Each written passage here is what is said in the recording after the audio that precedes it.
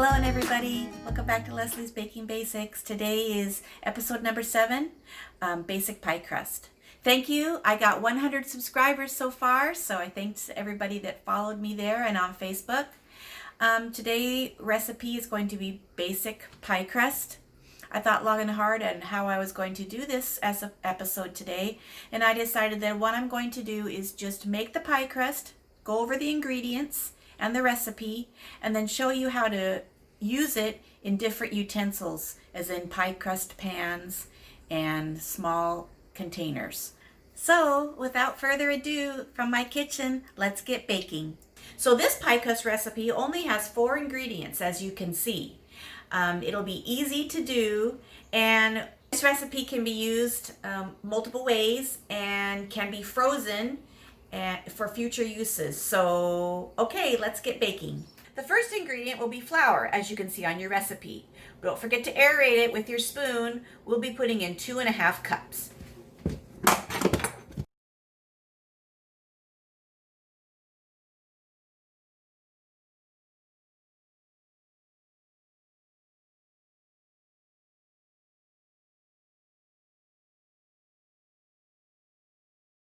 The next ingredient will be regular table salt, 1.5 teaspoons.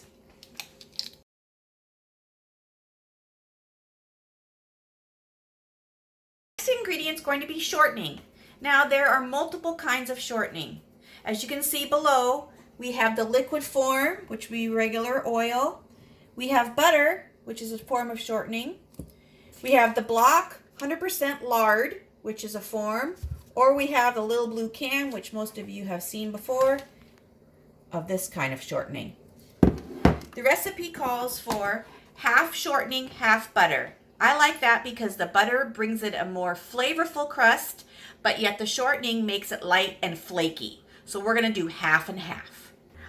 The recipe calls for 1.5 cups. I'm going to be using half butter, 3/4 of a cup, and half shortening. Let's get our spoonula. See how nice and soft it is? This type of measuring in a dry measuring cup will be the kind, as we learned in episode 2, we will have to put it in and press it down because it calls for an even amount. So there's my half cup.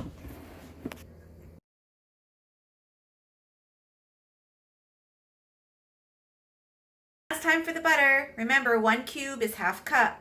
In the episode we learned in the past that we will use a cheese grater like this to make the butter be incorporated easier into the mixture.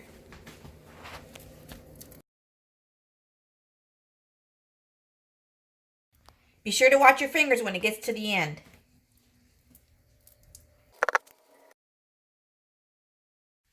And now we call for the most important part to make this pie crust work the way it's supposed to, and that is we need half a cup of cold water, ice cold water. So instead of using it from your tap and getting the coldest you can, here's a tip. We're going to take an ice cube. We're going to put that into a glass. Now we will go to the tap and get cold water. So the reason we use ice cold water is the coldness makes the butter harden, which makes the pie crust have a harder consistency, which is easy for molding. And then we're going to refrigerate it later also. So this calls for half a cup. Another tip, an easy way to get the water into the measuring cup is one of these. It's called a funnel. Haven't used this before. This way it goes directly in there with no spillage. Okay, we need a half a cup.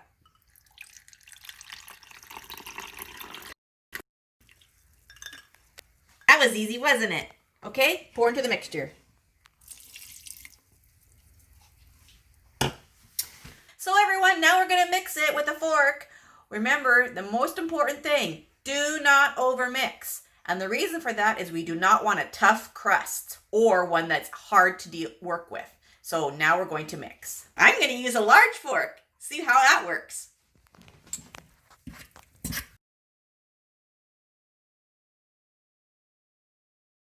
Now let's look into the bowl and see if that looks mixed up. Not quite yet. So now we are going to mix the rest by hand gently to form a large ball. Now I'm going to take some flour and put it on our clean countertop here to mix the rest by hand.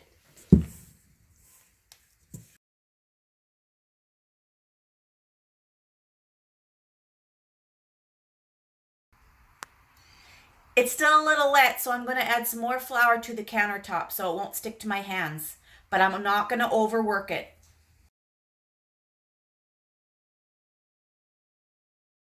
This is what our dough looks like when it's mixed. So now we have below our 2 pie crusts that have been separated into 2 equal parts. They can be used for a 9x9 pie pan. Now they're going to go into the refrigerator for 30 minutes to chill.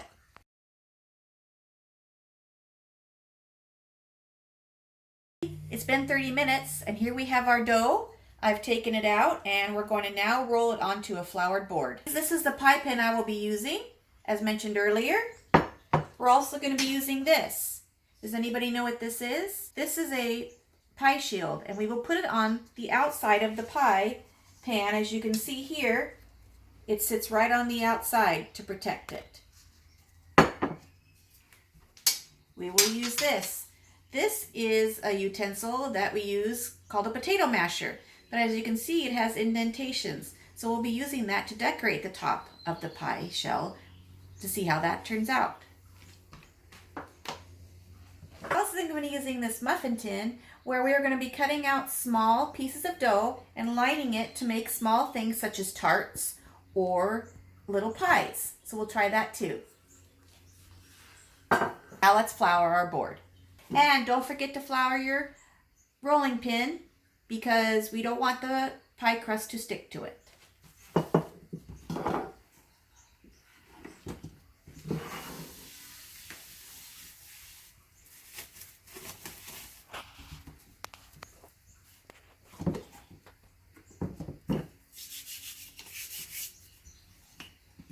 Please remember not to overwork it as mentioned earlier. We're going to be shaping it into a circle. Turning it, doing a little bit more, turning it. Remember to have plenty of flour.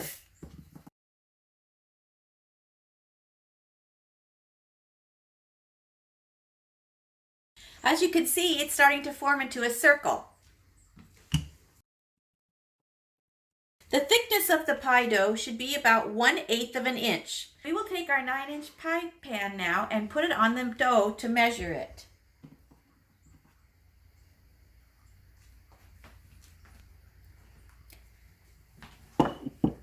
Looks like it's going to be enough. We will take the way that it's easiest to get the pie dough onto the pie shell, and that is by using our rolling pin. Let's roll it up.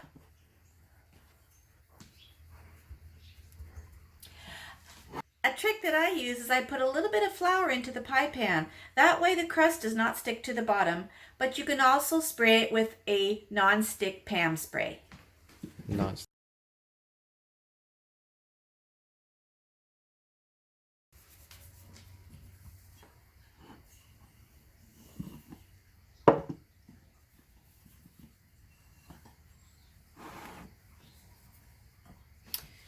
Now because this is the bottom crust, as you can see, it's okay if we have to make it so that we take pieces off from one end of it and put it onto the other. We'll use that by using a fork. Here we have the bottom of our pie crust all done. Now there is something called blind baking, and that is when you will cook the crust in the oven to have it be done for pies such as lemon meringue, banana cream, chocolate cream. As you can see, our pie shield fits nicely over there to protect the crust from being burnt. Also, in the blind baking process, we will take a fork and poke the bottom of the crust and the sides to prevent that from shrinking down as it cooks and have it stay up on the sides. We'll be using this to cutting out circles is a different way of making a pie crust and putting into this cupcake tin to make small tarts. So we will take our second batch of dough.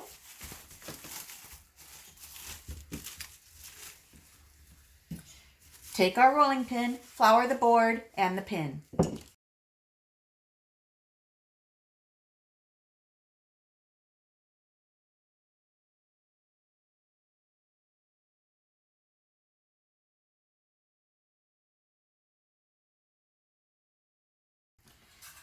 For our cupcake holders and our mini tarts shells, we're going to be taking and using a regular size glass. Regular size glass with a wide mouth like that. So what we will do is we will spray the inside of the pan and be sure and spray the tops. We will cut out a few of these to show you how they look like.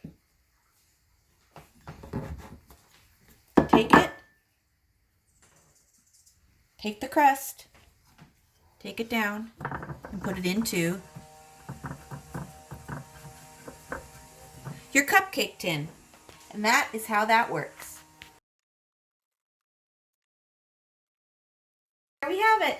Now you can use these for small pudding pies or tarts or little quiches. And if you do, remember to follow the recipe that you're making those items with to see if you need to blind bake it or not. Now let's roll out the top and decorate it to be putting it on top of a pie.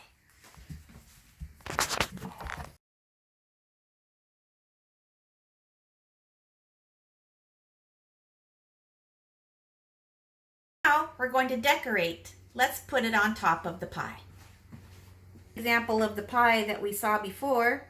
So now let's make sure we have big enough, the one we rolled out, to cover the pie.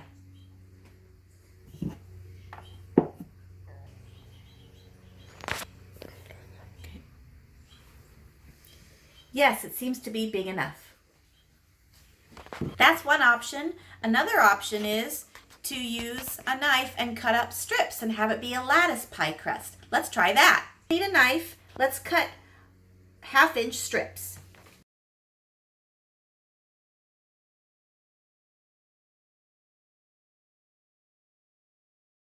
We can use these strips now to braid our pie crust split top. But first, let's get the filling. I'm going to be making a blackberry pie. You can make any type of pie you want, but that's the pie I will be using. The recipe for the filling that you would like to be used, you can look up in your own cookbook, but for my example of my pie, I'm going to be using 4 cups of blackberries, 2 cups of sugar, and a small bit of flour for thickness. And that will be what's inside of my pie. Last way to top our pie would be the normal standard pie crust. Just plain, crimped around the edges with a knife cut in the center. So let's do that now.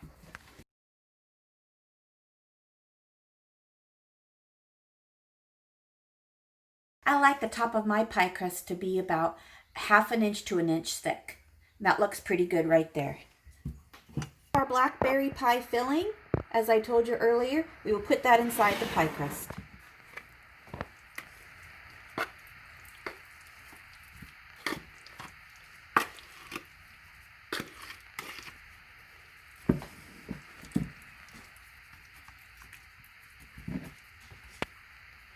Now we will take the top of the pie crust and put it over and crimp.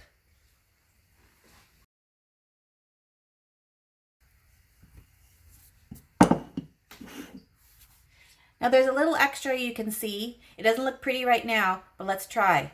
So right now we will take a knife and we will trim off the edges.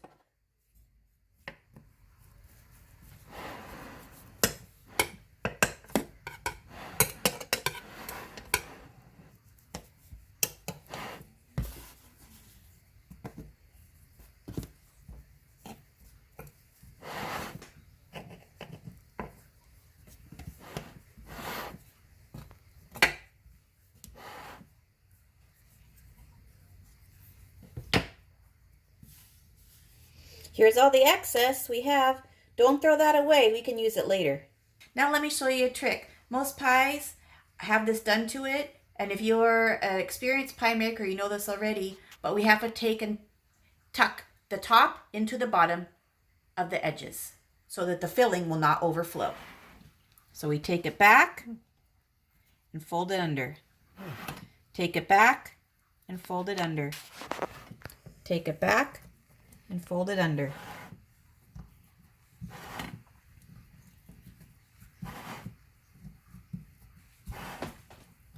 Back, fold it under. Back, fold it under.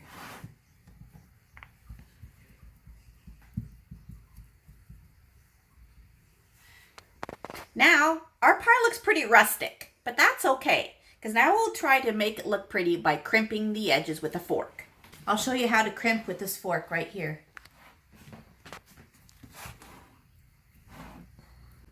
That's okay.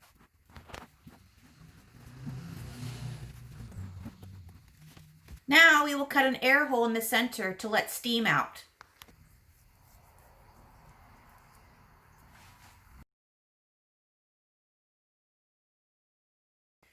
Now I will put this pie into the oven for 400 degrees for 30 minutes and check it. And then if it needs to go another 15. So remember, this episode is about basic pie crusts. So although I'm making a blackberry pie or whatever pie you choose, at the end we will be tasting to see how the pie crust really tastes, if it's flaky or tough. It's been past 30 minutes. I had to go the full 45 minutes on this pie today. So here we have it, as you can see below. And here's what the crust looks like. So I have the pie shield on. So let's take it off.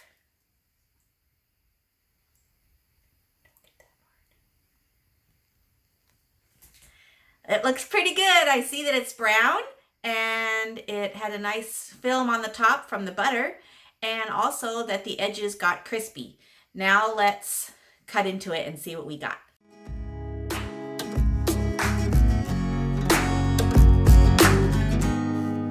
Hey everybody, the pie's out. The crust looked real good as the picture you just saw, so now we're gonna try it. You can see the flakiness right there. Can hear it. Can you hear that? All right, a little bit of ice cream, a little bit of pie. It's so good. And the crust is perfect. And the blackberries are tart. But that's the end of episode 7. Thanks so much for watching. Thanks so much for subscribing. And I hope your pie crust turned out as good as mine did.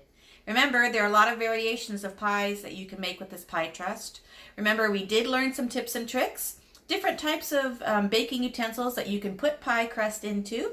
And different recipes and ways to decorate. So, until I see you next time, from my kitchen, I make it, you bake it.